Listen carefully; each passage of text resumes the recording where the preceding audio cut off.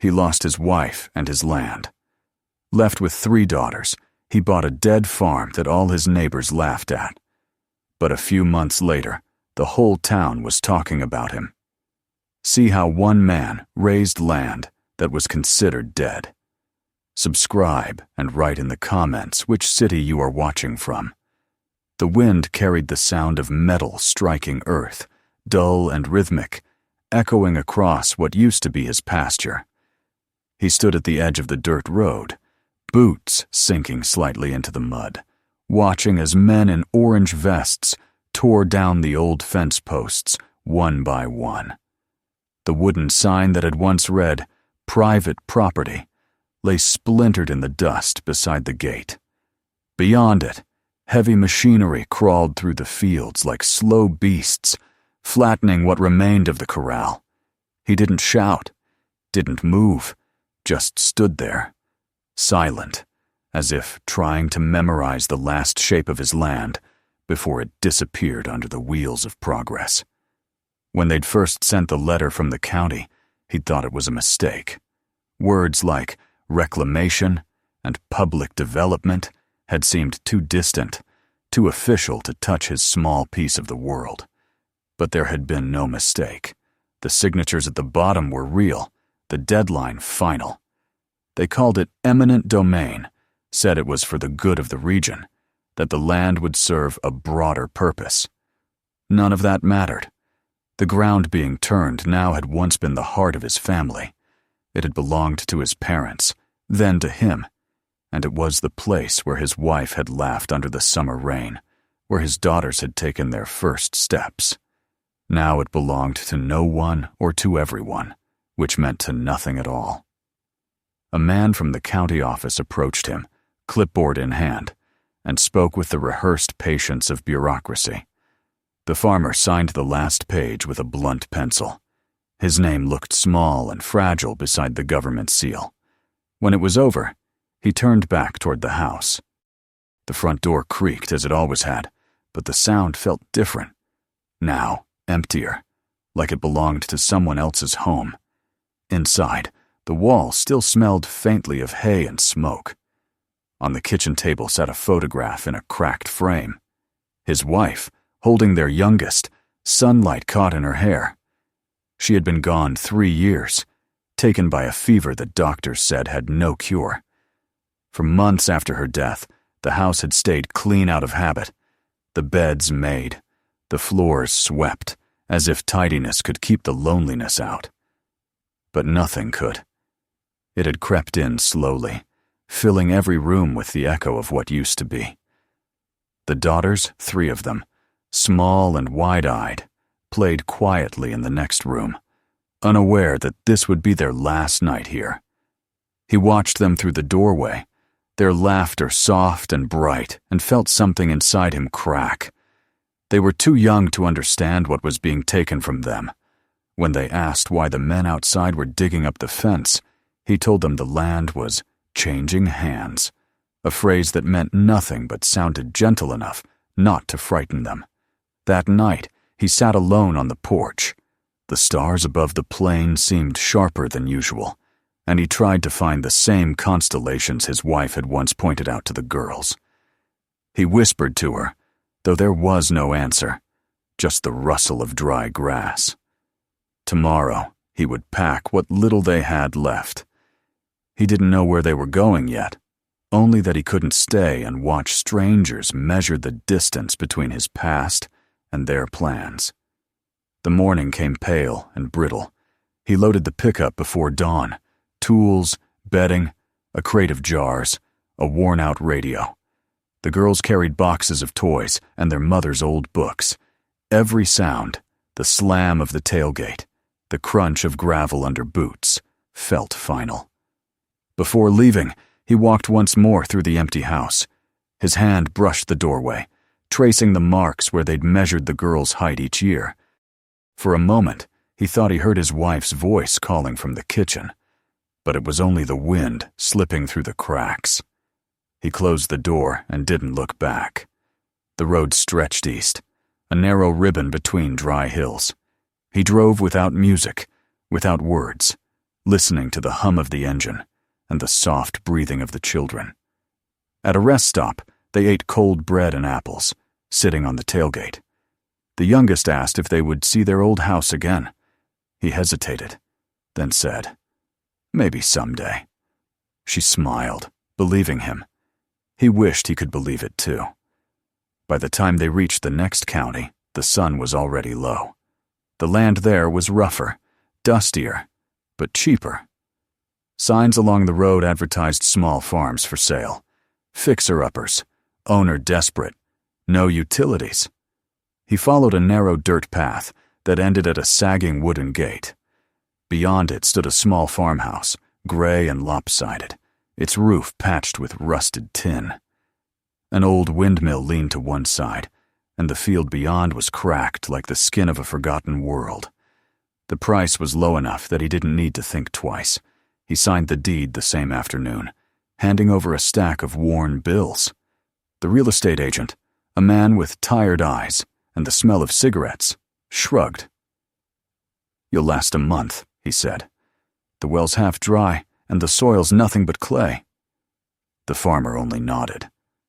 "It's still mine," he said quietly. The first night in the new house was colder than any they'd spent before. The windows rattled, and the floorboards groaned under every step. He lit the stove with damp wood, fed the girls canned beans and potatoes, and watched them fall asleep on the floor, curled together under one blanket.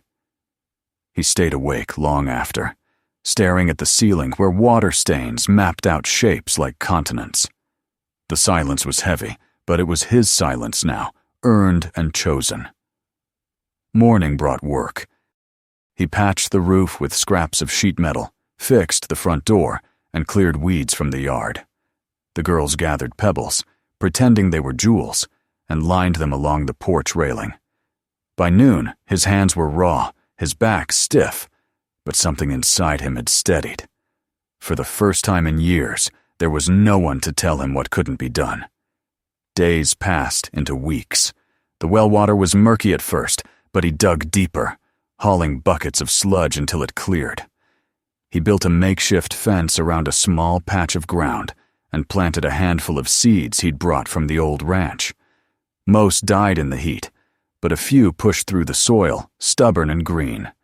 Every evening he checked them, the way some men check the sky for signs of rain.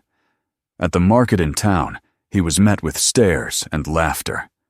Some of the faces he recognized from the old place neighbors who had watched him lose everything. They asked where his wife was, and when he said she was gone, their sympathy turned to condescension. "A man alone can't keep a farm," one said, "especially with 3 mouths to feed." He didn't answer. He bought nails, kerosene, and a bag of feed, then left before they could say more. That night he sat outside the house, the fields stretching before him like a vast, empty page. The girls were asleep, the lantern flickering beside him.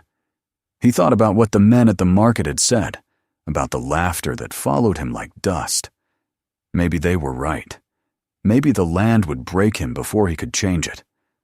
But as he looked out across the cracked ground, he felt a quiet defiance take root inside him. The earth could die beneath his feet, but as long as he was still standing, it wasn't over.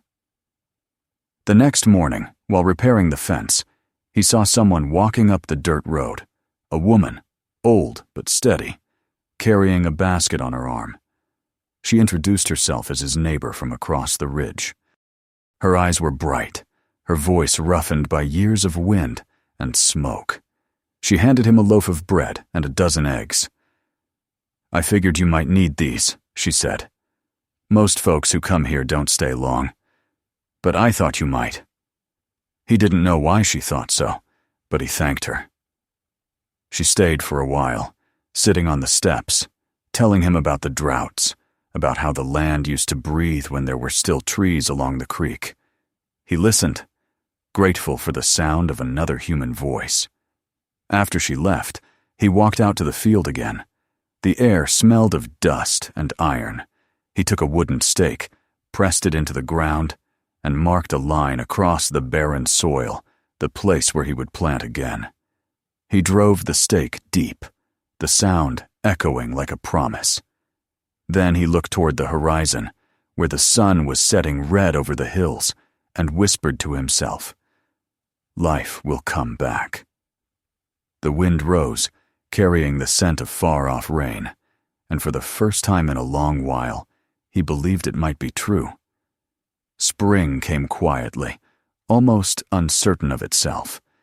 The nights were still cold, and every morning began with mist clinging to the broken fences. But there was a softness in the air that hadn't been there before. He woke early, as he always did, lighting the stove before dawn and standing for a moment by the window while the coffee boiled. Outside, the field was still more brown than green, but the first hints of life were beginning to appear. Thin blades of grass pushing through the cracks, a promise whispered by the earth itself. The girls were still asleep in the small back room, their breathing even and light. He watched them for a while before stepping outside to work. The days blurred into one another. He rose with the sun, worked until his hands were blistered, and fell asleep each night too tired to dream. The old anvil in the shed became his companion. The sound of hammer on metal was steady, grounding. He scavenged through junkyards and abandoned barns, collecting what others had thrown away. Bent pipes, broken plows, fragments of machinery, and brought them back to life. Piece by piece, the old anhydrous tank behind the house became an irrigation drum. The rusted windmill began to turn again, and the cracked troughs held water once more. There was satisfaction in the rhythm of repair, in watching something ruined become useful again. The daughters followed him everywhere. They were small but determined, their curiosity endless. They carried buckets of water too heavy for their arms, laughed when they spilled half of it, and asked endless questions about the sky, about the dirt, about the strange hum of the earth at dusk. Sometimes, when he was too tired to answer, he just smiled and let them talk. Their voices filled the silence that had once been unbearable. One afternoon, the elderly woman from across the ridge appeared again. She came without knocking, as if the distance between them had already grown familiar.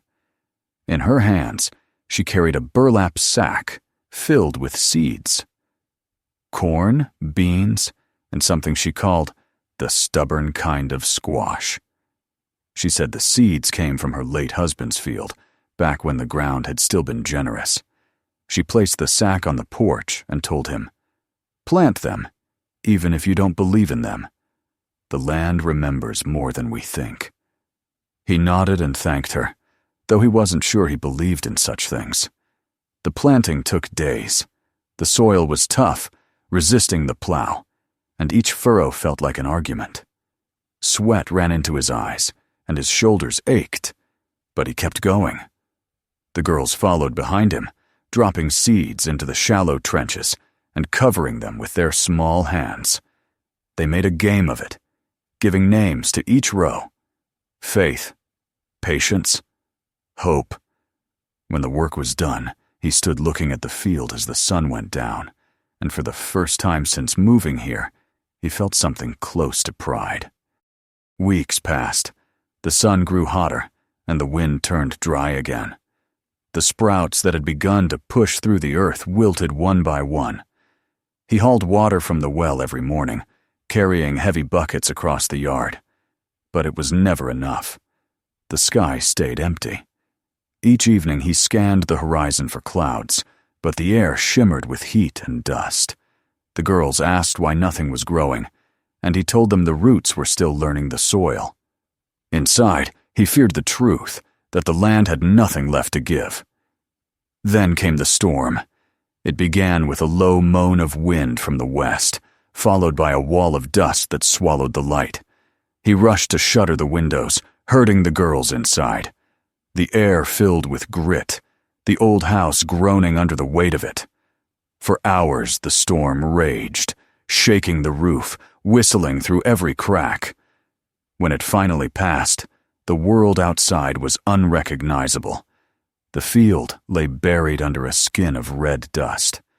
He stepped out into the silence that followed, his boots sinking into soft soil, his lungs raw from the air. It looked like defeat. But 2 days later, when the wind cleared, he saw small green shoots breaking through the dirt. They had survived.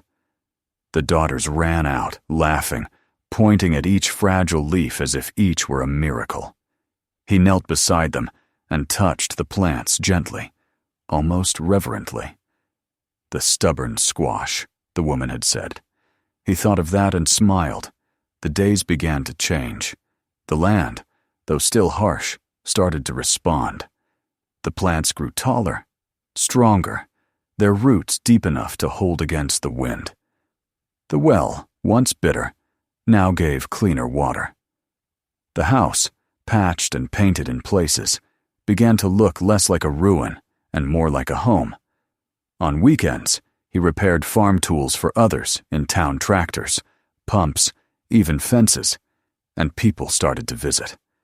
Some came out of curiosity, some for help, but they all stayed longer than they planned. He didn't talk much, but there was something about his calm that kept them there. At the market, the same men who had laughed before no longer had jokes ready. They stopped by his stall, examining the vegetables he'd managed to grow, small, uneven, but fresh. One of them said, "Didn't think anything could come out of that dirt." Another just nodded and walked away. He didn't feel vindicated, only tired. But in a quiet way, it felt like balance returning. Then came the fever. It started with a cough, then a burning in his chest that left him breathless. The days blurred. The girls took turns bringing him water, trying to keep the stove burning. The elderly woman found them like that, the father pale and sweating, the children frightened, but silent. She stayed for days, tending to him, making tea from herbs she'd gathered long ago, whispering to him as she wiped his forehead. He didn't hear her words, but her voice drifted through his dreams like wind through dry grass. When he woke, weak but alive, the air outside smelled different. Clean. He sat by the window, wrapped in a blanket, and saw the woman's figure in the field, bending over the plants, her hand steady. The daughters worked beside her, their laughter faint but sure. For a moment, he felt something break inside him. Not sadness, but an overwhelming gratitude. He realized then that the land had not only given him food, but something deeper, a reason to keep moving. A few days later, a car pulled up the dirt road, a sleek black vehicle that didn't belong here. From it stepped a man in a pressed suit, his shoes sinking into the dust. The old woman met him at the porch. He was her son, visiting from the city. The father watched from the window as they spoke, the young man's polished voice carrying in the still air. Later, the visitor crossed the yard and introduced himself politely. His eyes lingered on the rebuilt fences, the small garden, the repaired windmill turning lazily above the well. "You've done more with this land than anyone thought possible," he said. The farmer shrugged, unsure how to respond. The man asked about the property, about the old ranch that had been taken. He listened as the farmer told him what had happened, how the land had been seized and the case dismissed. Something in the younger man's expression shifted. "If you still have the papers," he said, "I can take a look.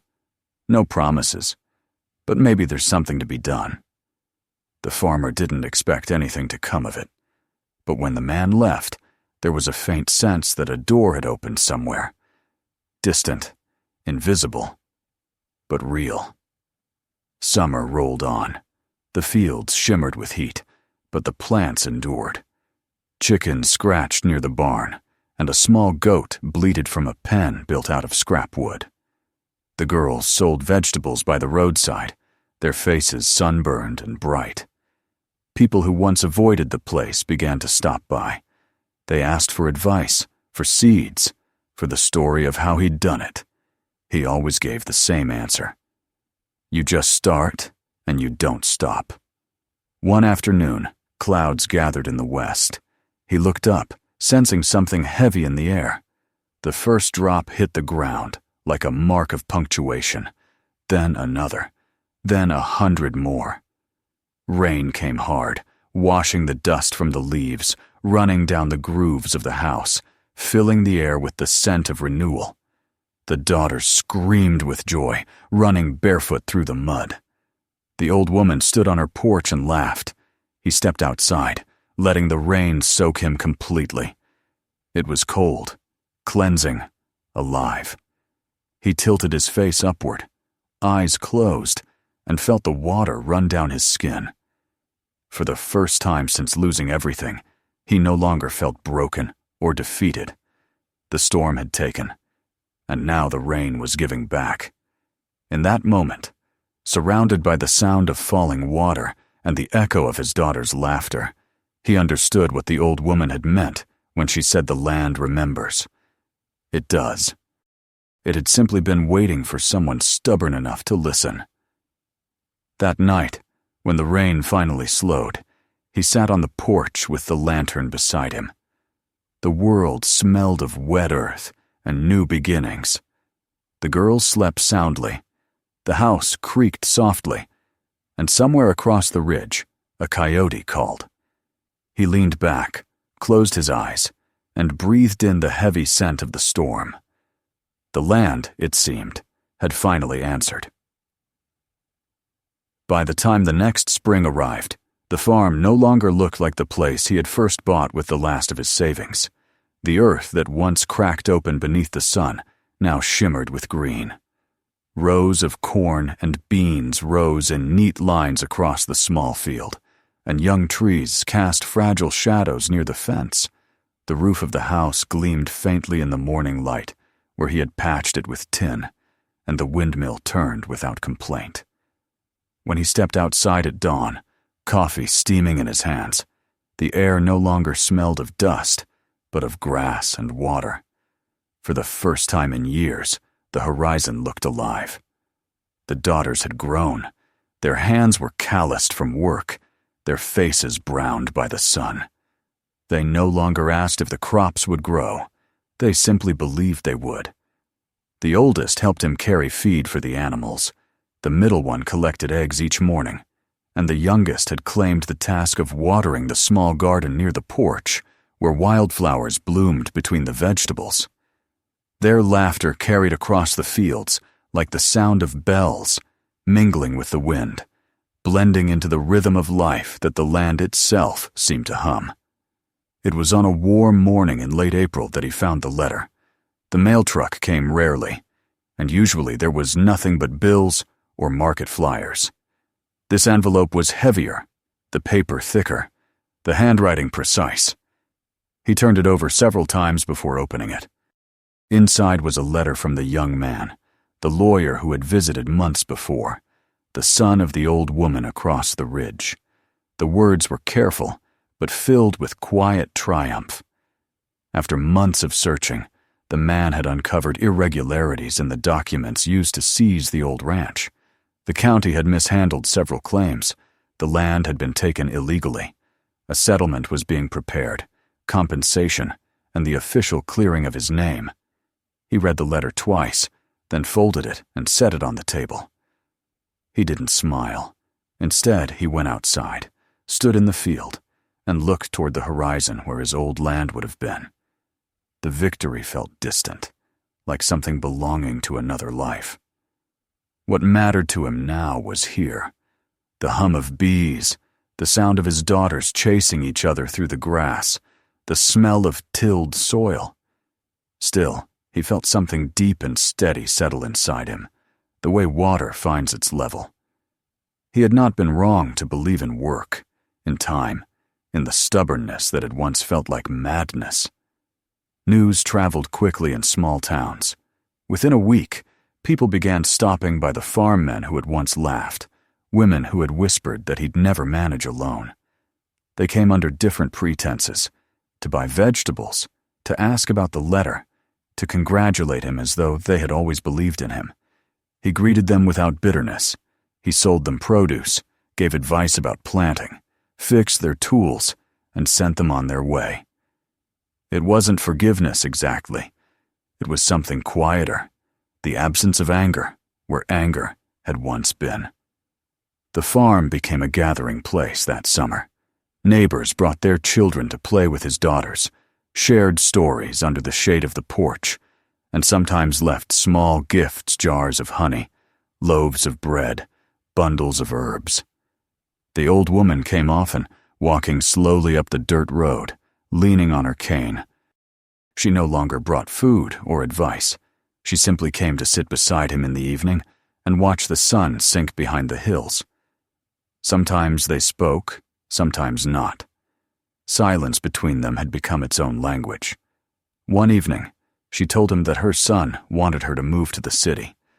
"He says it's time I rest," she said, looking out at the fading light. "But this is where I understand things. Out there, everything is too fast. You can't hear the land breathe." He didn't try to convince her either way.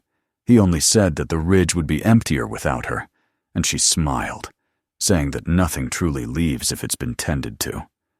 When she left that night, he watched her lantern disappear into the dark and thought about the strange circle their lives had drawn, how her kindness had kept him from collapsing, how her son's help had restored a small piece of justice to his name. It reminded him that even in the loneliest places, there were threads connecting one life to another, invisible but unbreakable. The following morning, he took the old wooden box from under his bed. Inside were the few things he had kept all this time: a worn photograph of his wife, a handkerchief that still carried the faint scent of her perfume, and a small notebook where she had written down her plans for the ranch, the crops she wanted to plant, the fence she dreamed of building, the orchard she never had time to start. He sat at the table, turning the pages slowly. Her handwriting was steady, confident, the words full of hope. He felt her presence in every line. When he finished reading, he carried the notebook to the porch and placed it beside the lantern. "You were right," he murmured. "We just needed time." That summer was long and full. The sun rose early, and the fields shimmered with life.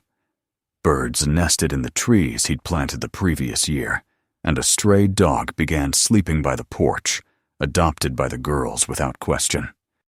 The sound of the windmill blended with the laughter of children, and in the evenings, when the air cooled, he could hear the crickets singing like a distant choir.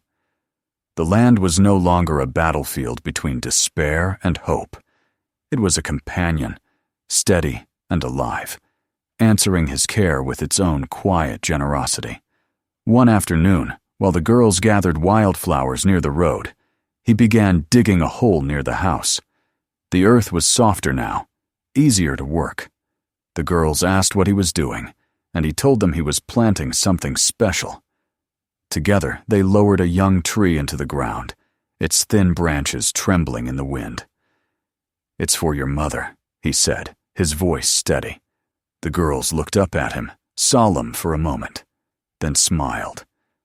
They fetched water from the well and poured it over the roots until the soil darkened and settled.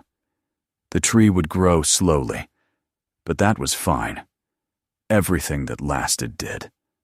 As the months passed, the old woman's visits became rarer. One day her son came instead, bringing news that she had finally agreed to stay with him for the winter. Before leaving, she had sent a small package, a jar of seeds, and a note in her uneven handwriting that read, "For next spring, the land likes company." He placed the jar on the mantel beside his wife's photograph. The last weeks of autumn came early that year. The mornings grew sharp with frost, and the girls wore their mother's old scarves. He harvested the final rows of vegetables, stored them in the cellar, and stacked wood high against the side of the house. The nights were longer now, but inside there was warmth, the scent of bread, the murmur of children's voices, the flicker of firelight against the walls. Sometimes he caught himself listening for silence, the heavy kind that had once filled his life, but it never came. The house breathed again, as if it too had been waiting for someone to bring it back to life. One evening, as snow began to fall, he stepped out onto the porch. The fields lay pale and still beneath the moonlight, and the young tree near the door swayed gently in the wind. He thought of the journey that had brought him here, the day the government men took his land, the endless miles of road, the night spent wondering if he'd made a mistake. All of it felt distant now, softened by time. What remained was not the pain, but the persistence, the refusal to disappear. He closed his eyes and listened. The wind rustled through the dry grass, carrying faint echoes of laughter from inside the house. For a moment, he imagined his wife standing beside him, her hand brushing his arm, her voice low and certain. "You did it." He didn't need to answer. When he went back inside, the fire was still burning. The daughters were asleep on the rug, the dog curled at their feet. He placed another log on the flames and sat quietly, watching the sparks rise. The room smelled of wood and warmth and home. The photograph of his wife caught the light, and he smiled. Outside, the snow thickened, covering the fields, the barn, the fences, the world he had rebuilt with his hands. But underneath, the seeds waited, and the roots of the young tree held firm. The house stood steady against the wind, its walls humming softly with life. And when dawn came, spilling gold across the frost, it felt like the land itself was breathing with him, whispering the truth he had learned one season at a time, that even the hardest soil, if tended with patience, will one day answer back. If this story moved you, make sure to subscribe so you don't miss the next one. Keep watching. There are more stories waiting for you. And share this video with someone who still believes that every struggle can lead to something good.